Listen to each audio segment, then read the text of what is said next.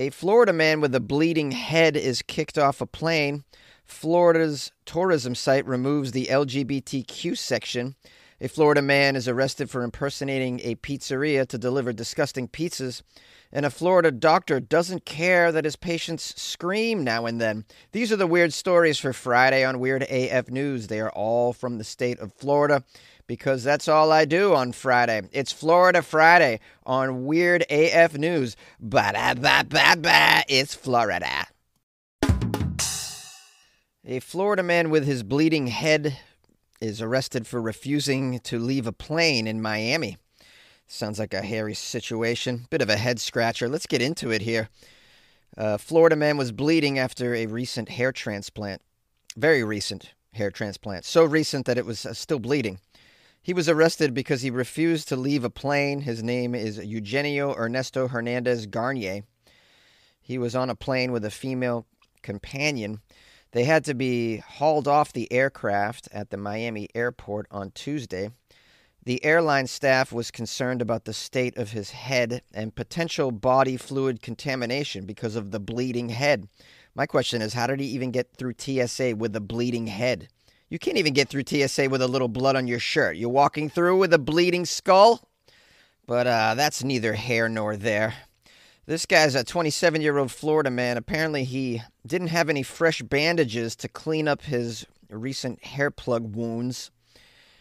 He got on the plane this way. I don't know why you would do that. You're supposed to get a little rest for a few days. Hey, do you want to get a post-operation hotel room, honey? Nah, let's go to the airport directly from the clinic. Well, maybe we should stop at Walgreens, pick up some bandages on the way. Nah, it'll be fine. What could possibly go wrong? Apparently, this whole incident was live streamed on TikTok by the man's partner, traveling partner. I don't know if this is a girlfriend or what. Her name is Euslaitis Blanca Loyola, who live streamed the incident when the crew was telling them they must leave the plane. She yelled on video, if they can't fly, no one else can fly either. So, I mean, at the end of the day, we're dealing with a couple of POSs, if you know what I mean.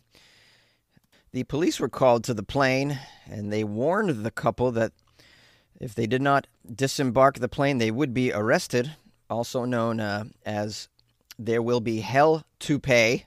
That's right. And because these people think it's okay to just bleed wherever they want, they didn't cooperate, and they were removed in handcuffs. Now, if you happen to get a chance, I'd recommend you take a look at the mugshot. The guy's just his whole head is bleeding in the mugshot. He looks like he's wearing a bright red cap or pink cap of some sort. It's just very disgusting. I don't even know how you can go into public like this. Never mind get on a plane. But I guess sometimes you go and get hair plugs and you come out with a little brain damage. Florida's official tourism site removes the LGBTQ travel section. Florida's official tourism site quietly took down a landing page for the state's LGBTQ-friendly travel destinations. That's a typical Florida way of handling anything related to the LGBTQ community. If we remove it, it doesn't exist. That's why they're taking out all those books as well. That's smart. That's a way to solve problems. We don't want the gays coming here. How do we stop them from coming here? What if we remove the LGBTQ section from the travel website? Oh, that's a good idea. Oh, yeah. They'll never find Florida if we do that. Now, the website in question here is visitflorida.com. They had an LGBTQ travel section that apparently no longer exists. The landing page previously featured some posts and videos related to the state's gay-friendly beaches, the pride events, and the LGBTQ road trip ideas that they had suggested. Yeah, I mean, I've heard of a Fantasy Fest Key West. That's a huge LGBTQ destination event down in the Florida Keys. I don't know how you're going to make that disappear, but keep trying, Florida. The article goes on to say, according to investigations, they're not sure exactly when the landing page was removed, but it was available as recently as April 19th. It's unclear why Visit Florida, a nonprofit created as a public-private partnership by the Florida legislature in 1996, removed the landing page, and who exactly was behind this decision. The website does continue to provide travel information for destinations specific to other minority groups, including Black and Hispanic travelers. For the sake of this article, they interviewed Rachel Cavello, who is a travel blogger in Florida and part of the LGBTQ community. She says, quote, "It really feels like we were just erased in a way. We want LGBTQ people to come to Florida. We got really cool places to highlight and to showcase, but when the state-run platform removes any trace of us being in Florida, it sends a pretty strong message to our travelers and to our community here down in Florida." It says here the removal of the LGBTQ travel section from the Visit Florida website is the latest in a years-long effort to restrict queer history and the expression of LGBTQ identities in the state of Florida. Just last week, in fact, New College of Florida tossed hundreds of books in the trash. Many of the discarded titles appeared to be related to LGBTQ issues, race, and women's rights. Florida Governor Ronnie Little D has waged a years-long legal battle with Disney, which has a massive corporate footprint in the state after the company came out against the state's so-called Don't Say Gay law. Last year, Human Rights Campaign, the nation's largest LGBTQ advocacy group, issued a travel advisory detailing the risks of traveling to Florida and citing the, quote, devastating impacts of laws that are very hostile to the LGBTQ community in the state of Florida. And let me just say, there's no reason to vacation in Florida. What do you want to go to Florida for, man? Go to a place where you won't get a flesh-eating disease from the hotel hot tub. A Florida man was arrested for impersonating a pizzeria. This story is out of Miami Springs. A 55-year-old Florida man is facing a felony charge for a bizarre impersonation scheme that left pizza customers getting a very raw deal, according to the authorities. The police say that this Florida man ran an elaborate scheme to defraud tourists staying in the hotels of the Miami Springs area by pretending to be a well-known local pizza parlor. According to the report, customers who thought they were ordering pies from Roman's Pizzeria were instead getting subpar slices from a man named Jose Marti Alvarez, who, for the record, is not a pizzeria. No, he's an individual man identifying as a pizzeria. Let's get down into the nitty-gritty of this Florida man's pizza scheme. There's not a lot of pie crimes that I come across doing Weird AF News. Apparently, this guy, Marti Alvarez, distributed fake pizza flyers to certain hotel rooms near the Miami International Airport, advertising Roman Pizzeria, misleading visitors, because there is an actual Roman Pizzeria. They interviewed Jose Roman, who is the proprietor of the real Roman's Pizzeria. He's been cooking up some delicious pies for over 4 decades. He claims this Florida imposter's pizzas was so bad and uncooked, sometimes they were sent in a box with just a piece of raw dough. Mr. Roman says he just gives it to them in a box, and by the time they realize it's not a pizza, he's gone away. The police claim that this fraud has been going on for several years and has caused significant hardships for the real Romans, including complaints to the Better Business Bureau, negative reviews, upset customers because they think they're getting this crappy pie from this Roman place, but it's not really. It's this imposter, this Florida man. This is crazy. I don't even know how you come up with this scheme. What did he type this into ChatGPT? Come up with a money-making scheme. Here are my skills. I can make some bad dough, and I have cardboard boxes laying around. Now give me a scheme.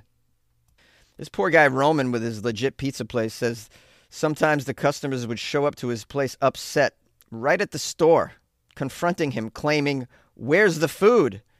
And they have to explain that this is not them that's delivering these terrible pizzas. After Roman went to the police, officers arrested Marti Alvarez on a charge of organized scheme to defraud and booked him into jail early Monday morning. This Florida man, star of our story, is also facing an aggravated battery charge after fleeing from hotel staff in his vehicle and hitting a staff member. This guy.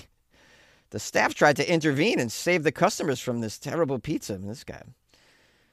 This guy will deliver bad pizza at all costs, man. This is a very out of the ordinary pizza-related crime, especially coming from Florida. Usually when you hear about Florida pizza crimes, they involve an assault with a slice of pizza. I've covered a story like that before.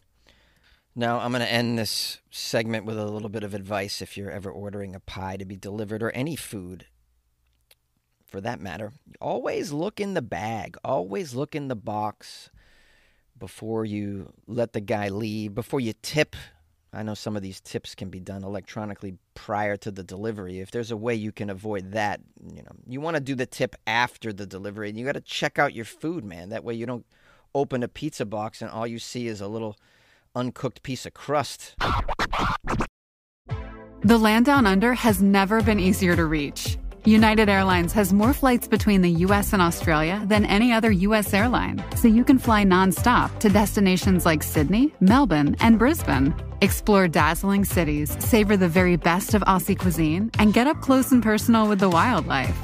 Who doesn't want to hold a koala? Go to united.com/Australia to book your adventure. A Florida doctor was not wearing his hearing aid and couldn't hear the patient screaming, according to a complaint. This story is out of Tampa. A Tampa gastroenterologist was placed on probation following a Florida Department of Health investigation into claims that he wasn't wearing his hearing aids during a procedure and couldn't hear the screaming of his patient who woke up during the procedure. What was the procedure? A colonoscopy. Yay! This is for those of you who are curious about how Florida healthcare works. The report claims that during the procedure, Dr. Ishwari Prasad began inserting the colonoscopy scope before the patient was fully sedated. The patient began yelling and screaming, but the doctor did not immediately stop the procedure, and he failed to realize that the patient was not fully sedated due to the doctor's failure to wear his assistive hearing devices during the procedure.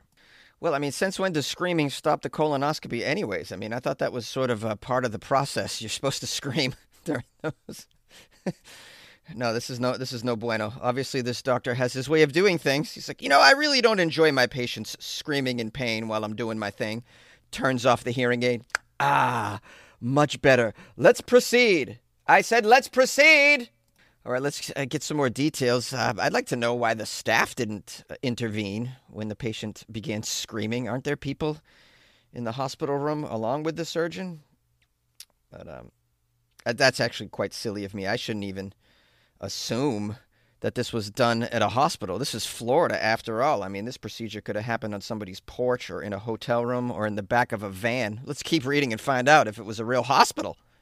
Yes, it actually was. It took place at the Ambulatory Surgery Center in Tampa. There was a surgical team there in the room, but it says they couldn't communicate with the doctor. It says the patient woke up in the middle of this thing, and the staff couldn't communicate with the physician. Did you try waving? Did you try that? Maybe push him onto the ground. Where was the enthusiast during all this? Did I say enthusiast? Enthusiast. I meant anesthesiologist. Was there enthusiast? I'm an enthusiast. Oh, the patient's screaming, doctor. Good job. This is fun. Enthusiast. Yeah, I'm okay. There's a quote here in this article by Dr. Jay Wolfson, who's at the USF College of Public Health. He says, quote, "It's a traumatic experience. All of a sudden, you're awake. You're awake. You've been anesthetized. Is that how you say it? I'm a doctor. I should know how to say it. It's anesthetized. You've been sedated. You don't know what's happening. You're feeling pain. Thanks, Dr. J. This genius. How much is this guy making? Now, obviously, the Florida Dr. Prasad is in some trouble. The 84-year-old went before the... Hold on. 84 years old? This guy. Come on now. What are you doing? Of course this kind of stuff happens. You got an 84-year-old with hearing aids doing the medical procedures. What are you thinking over there? We should have an age limit on these doctors and surgeons and whatnot. Shouldn't we? I never thought about that before. An age limit on butt doc terms, I would say. You know what I mean?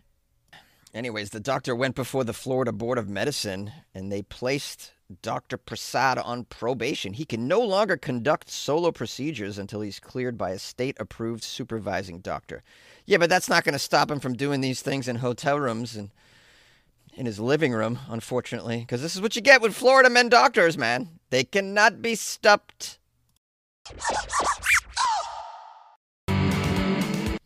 Oh, yeah, do you want to ride with us? Ride with us. Oh, yeah, do you want to ride with us? Ride with us. Do you want to ride with us? Yes, you do. Right into the weekend. Weird AF News. What's up, my weirdos? Thank you for showing loyal listenership all the time. I hope you're having a great weekend, man. Hope you enjoyed this Florida Friday episode. Thank you to those of you who sent me Florida stories the past couple days. So appreciate that. If you ever want to send me a story that you think's appropriate for the podcast, it's very easy. Just email me, funnyjones@gmail.com, or you can drop them into my Instagram DMs at funnyjones as well. Super easy. Want to give some thanks and praise to a very special individual named Bill. Bill in Sarasota just joined the Patreon. So give it up to Bill in Sarasota, which I believe is a city in Florida. So we got a Florida man that just joined the Patreon. I don't have a lot of Florida men in my Patreon, you know. I don't get a lot of support from the Florida men out there. The Florida men, a lot of them take umbrage to my Florida weekly insults. You guys know about this word umbrage? It's a fancy word for offense. Use it at a party. People enjoy that. I recommend when you say it to have a cigar in your hand. That's how you really say the word properly. Yeah, well, Bill doesn't take it personally. Bill realizes that I'm just here for entertainment purposes. I'm not really trying to take down Florida. This is just for entertainment purposes, just trying to spread the legend of the Florida man through this podcast that I've been doing for several years now. Anyways, big shout out to Bill in Sarasota. We hope he makes it this weekend. You know what I mean? You never know if a Florida man's going to live through the weekend, is why I say that. You know what I mean? Now, if you would like to be like Bill and join the Patreon, because maybe you want to support the show, or maybe you want to join my fantasy football league, my Weird AF News Fantasy Football Patreon-only league. I have one slot left, turns out. I thought it was filled, but no, there's one available slot for those of you who are members of the Patreon that would like to join the Fantasy Football League. I put the link in there again today. Or if you'd like to join the Patreon now, just to play fantasy football with your friend Jonesy, please join the Patreon by going to patreon.com/weirdafnews. Super easy. Or you can click on the link that's in the description of this podcast as well. There's no extra fees to join the Fantasy Football League, and anyone that beats me is going to get a Weird AF News-centric prize of some sort. I don't know what that's going to be, but it's going to be pretty damn cool. And but it's difficult to beat me. I'm just putting that out there. Very hard. I'm a very, very skilled, smart fantasy football player with a lot of experience. You know, I really know what I'm doing out there. And I'm in many, many leagues, have been for many decades. But yeah, please consider joining the Patreon and playing some fantasy football with your boy Jonesy. Anyways, I'm going to keep this brief, and I hope you're alive, and I hope you're okay. And good luck with your life, man, as always.